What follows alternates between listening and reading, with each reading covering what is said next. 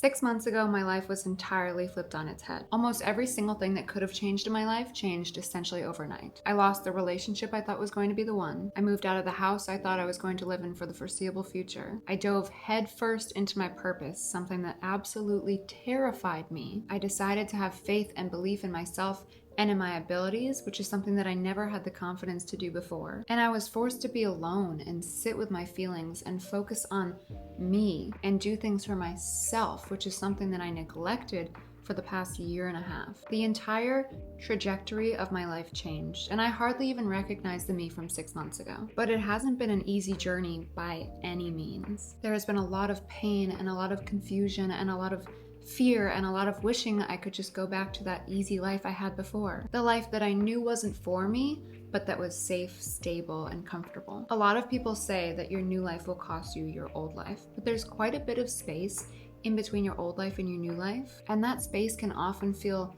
lonely and helpless and wrong and confusing. And I wanted to make this to let you know that you're not alone in feeling those feelings, and to hopefully help you navigate the path that you're walking right now a little bit more gracefully. As humans, we crave safety, stability, and comfort, and we repel and fight desperately against anything that may take us out of that space. So many of us end up in relationships that we know aren't for us, jobs that don't value us, and environments that we know aren't serving our highest self, solely because it's a lot easier to stay in a familiar place that we may be unhappy in than take the risk and jump into this discomfort that may bring about fear and uncertainty, but will almost undoubtedly make us exponentially happier. Nobody really talks about the weird, confusing, scary gray space in between your old life and your new life. You're not quite detached from your old life because there's still a part of you that's clinging on to what was and grasping onto that hope that you can just snuggle back into that comfortable life, even though it made you unhappy, purely because where you're at now is so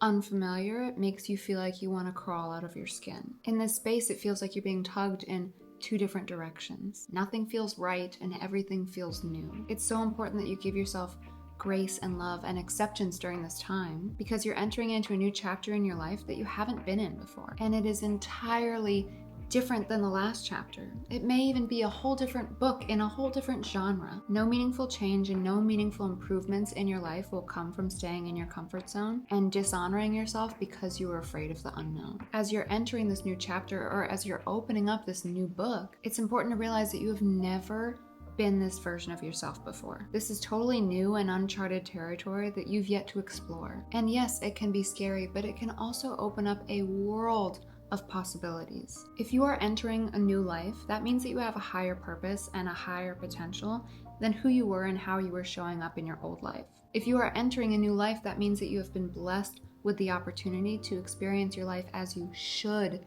be experiencing it. Not settling, not devaluing yourself, not neglecting your dreams, but fully embracing this discomfort as the kick you needed to get you out of that chapter that wasn't doing anything for you but keeping you stuck, small, and unfulfilled. It's so easy for us to talk ourselves into our old, comfortable, safe patterns and avoid this push to meet our higher selves for our entire life. You can take this opportunity you've been given to be better, to pursue your dreams, and to live a life that actually serves you, and you can ignore that all you want. But you're not allowed to complain that your life isn't what you want it to be if you constantly avoid the discomfort. You're not allowed to complain that nobody treats you the way that you deserve to be treated if you constantly devalue yourself and neglect your needs. Your new life is going to cost you your old life, and it's going to require a lot of sacrifice and a lot of uncomfortable periods. And it's going to take a lot of strength and persistence to start developing these new patterns and these new behaviors. But it is also going to be the biggest reward that you could possibly receive. You are not meant for your old life, and your old life is not meant for you. You have been gifted with the opportunity to start over and do it better this time. Don't revert, don't back down.